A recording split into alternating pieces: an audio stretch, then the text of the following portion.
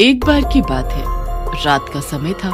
सीमा नाम की एक लड़की अपनी स्कूटी पर तेजी से घर की ओर चली जा रही थी। आज तो बहुत लेट हो गया ऑफिस में, माँ बहुत गुस्सा करेगी आज तो। मुझे और तेजी से घर जाना होगा। सीमा अपनी स्कूटी की स्पीड बढ़ा देती है, लेकिन तभी सामने से एक ट्रक तेजी से चला आ रहा होता है। इससे पहले सीमा कुछ समझ पाती, वो ट्रक सीमा को जोर से टक्कर मारकर वहां से भाग जाता है। सीमा रोड पर गिर जाती है और दर्द से तड़पने लगती है। आह, बचाओ मुझे, मेरे हाथ पांव दोनों टूट गए हैं। बचाओ, नहीं तो मैं मर जाऊंगी। सीमा की चीखें सुनकर वहाँ काफी लोग इकट्ठा हो जाते हैं, लेकिन सीमा की कोई मदद नहीं करता। तभी वहाँ एक एम्बुलेंस आती है जिसे राजू और दीनू चला रहे होते हैं। वो दोनों सीमा को स्ट्रेचर पर लिटाते हैं और लेकर चले जाते हैं। अरे बाप रे दीनू, इस लड़की की हालत तो बहुत खराब है। लगता है ये बच नहीं पाएगी।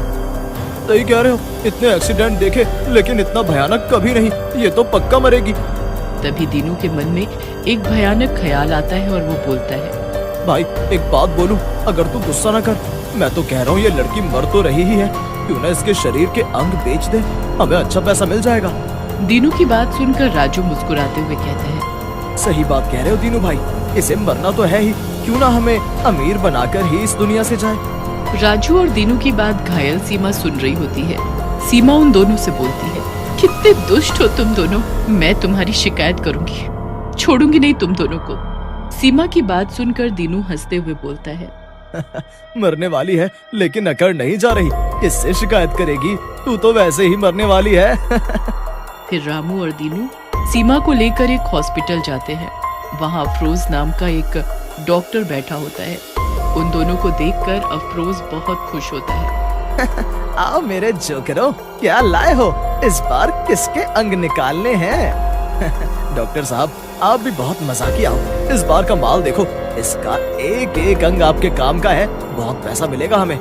फिर अफरोज सीमा को बेहोश होने का इंजेक्शन लगा देता है और सीमा का ऑपरेशन करके उसके शरीर के अंग निकाल लेता है। सीमा मर जाती है। ऑपरेशन के बाद अफरोज रामू और दीनू को पैसे देते हुए कहता है, वाह दीनू और रामू, इस बार तो तुम सचमुच बहुत बढ़िया बॉडी लाए हो, इसके सारे अंग बढ़िया हैं, इनका अच्छा पैसा मिलेगा बाजार में। लो तुम भी इस बार ज्यादा पैसे लो। आपकी इस बात पर तो हमें प्यार आता है डॉक्टर साहब, बेईमानी का काम भी ईमानदारी से। हाँ। फिर दीनू और रामू सीमा की लाश को उठाते हैं और जंगल की ओर निकल पड़ते हैं ताकि उसकी लाश को ठिकाने लगा सके। वो जा ही रहे होते हैं कि तभी गाड़ी एक सुनसान जगह पर जाकर बंद हो जाती है। अरे ये एम्बुलेंस चलते चलते बंद कैसे हो गई? तभी गाड़ी की भी सारी लाइट्स बंद हो जाती हैं और दीनू को लगता है जैसे कोई उसका हाथ जोर से पकड़ रहा। दीनू डर के मारे जोर से चिल्लाता है, बचाओ बचाओ, कोई मेरा हाथ काट रहा है, बचाओ। तभी वहाँ लाइट आ जाती है। राजू गुस्से में दीनू से बोलता है, क्यों चिल्ला रहे हो दीनू, किसी को पता चल गया तो वो हमें जिंदा नहीं छोड़ेगा। मैं सही कह रहा हूँ राजू, कोई मेरा हाथ काट रहा है। अच्छा मेरे चमन, अगर कोई हाथ काट रहा है तो निशान भी होगा ना हाथ पर, लाओ दिखाओ कहाँ है निशान। निशान तो नहीं है, लेकिन कोई ना कोई काट रहा था मुझे। फिर दीनू और राजू सीमा की लाश को एक जंगल में फेंक कर चले जाते हैं। दीनू और राजू इतने पैसे मिलने से बहुत खुश होते हैं और जी भर कर अय्याशी करते हैं। वो एक बार में जाते हैं और नाचने लगते हैं। मजा आ गया दीनू भाई, इस बार के सामान में पैसे अच्छे मिल गए। सही कह रहे हो, उस लड़की के अंगों का अच्छा पैसा मिल गया हमें। राजू और दीनू नाच रहे होते हैं कि तभी दीनू को वही सीमा लड़की दिखती है। पहले तो वो उसे नजरों का धोखा समझकर कुछ नहीं बोलता। तभी दीनू को जोर से थप्पड़ लगता है और वो गिर जाता है। मत मारो मुझे माफ कर दो, मत मारो। दीनू की हालत देखकर बार में बैठे और लोग भी हंसने लगते हैं। राजू दीनू को वहाँ से लेकर उसके घर की तरफ भाग जाता है। दीनू तुम कुछ दिन आराम कर लो, लगता है काम करके थक गए हो, नहीं तो एक दिन पागल हो जाओगे।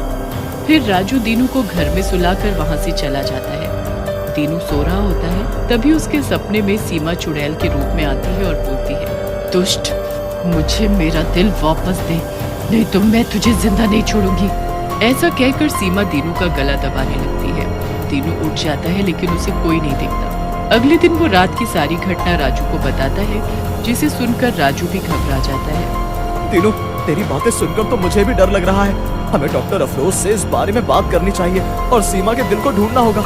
फिर राजू और दीनू डॉक्टर अफरोज से मिलने के लिए उसके हॉस्पिटल जाते हैं, लेकिन अफरोज के हॉस्पिटल के सामने बहुत भीड़ लगी होती है। अरे ये हॉस्पिटल के सामने इतनी भीड़ कैसी? क्या हुआ हॉस्पिटल में? कहीं अफरोज पकड़ा तो नहीं गया? राजू शुभ शुभ बोल, वो पकड़ा गया तो हम भी मरेंगे उसके साथ। पुलिस वाले बहुत मारते हैं भाई। फिर राजू और दीनू हॉस्पिटल के अंदर घुस जाते हैं। हॉस्पिटल में अफरोज की लाश पड़ी होती है और उसकी लाश में से दिल गायब होता है।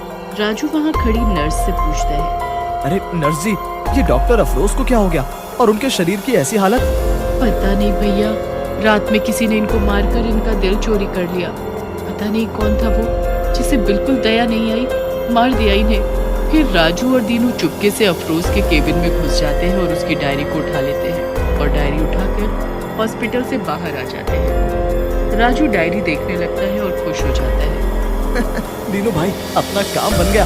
इस डॉक्टर अफरोज ने जिसे जिसे अंग लगाए हैं उसका पता इनमें दिया है। फिर उस रात दीनू और राजू एक साथ दीनू के घर पर ही सो जाते हैं। रात में सीमा चुड़ैल के रूप में वहां आती है और दीनू को उठाकर पटक देती है। दीनू जोर से गिर जाता है। अरे मार डाला, मेरी कमर टूट गई, मुझसे तो उठा भी नहीं जा रहा। दीनू का चिल्लाना सुनकर राजू भी उठ जाता है और सामने चुड़ैल को देखकर घबरा जाता है। चुड़ैल, मुझे छोड़ दो, मत मारो मुझे। उन दोनों को डरा हुआ देख चुड़ैल हंसते हुए बोलती है, बहुत डर लग रहा है। उस दिन मेरे अंग बेच रहे थे, तब ये डर कहाँ था? अब मैं तुम्हें जिंदा नहीं छोड़ूंगी। तभी दीनू बोलता है, लेकिन चुड़ैल जी, अगर आपने हमें मार दिया तो आपके दिल का पता कौन बताएगा?